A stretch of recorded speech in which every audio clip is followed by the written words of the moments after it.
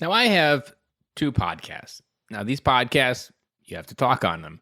So it might not be a far stretch to assume that I like talking. Now, I didn't always like talking. If you've been listening to podcasts, if you listen to Military Veteran Dad podcasts, you know that I was not always a talker.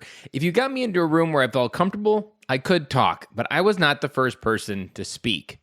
Now, not so much. I can pretty much strike up a conversation anywhere I go, and it just is. But what do you do when you do talk too much? Because not everything you say is worth saying, and not everything you say comes from a place that needs to be said. And the acronym that I teach a lot of my coaching clients is WAIT. Why am I talking? Because why am I talking is a question we need to ask ourselves.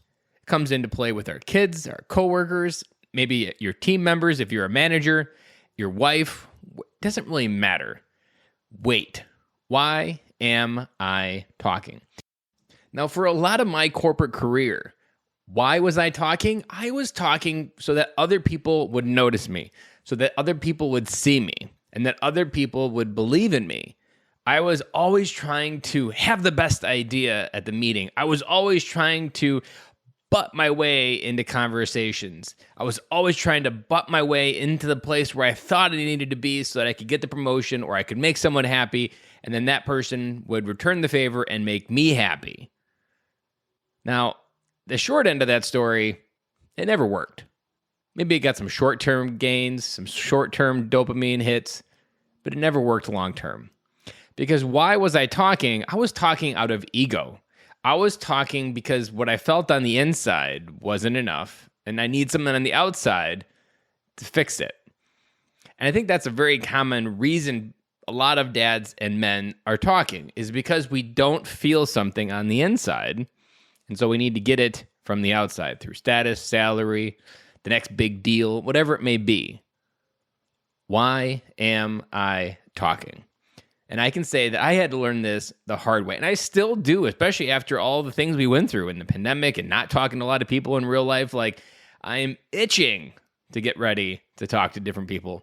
And when I do get in those moments, I often jump into this mode. And if you're in sales, you might also know this, or be aware of it, or maybe even struggle with it a little bit, of trying to say, why am I so great? Why is what I do so special? I know I can do that when I go to conferences. I know that that comes up in so many different places.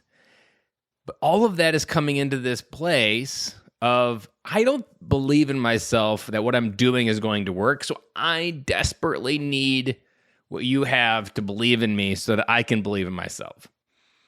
Again, that doesn't work. So now, the focus, it's still hard sometimes, but I'm getting better at it, is when I go into a networking conversation or when I go into a conversation, it's pause, wait. I ask myself, why am I talking? And I try to listen for what they're looking for. What do they need? And what is really going on in their story? Because as Zig Ziglar says, if you follow Zig Ziglar, you can have everything in life that you want if you just help enough other people get what they want. But you won't know what they want or need unless you stop talking. And I'll be back again with you tomorrow.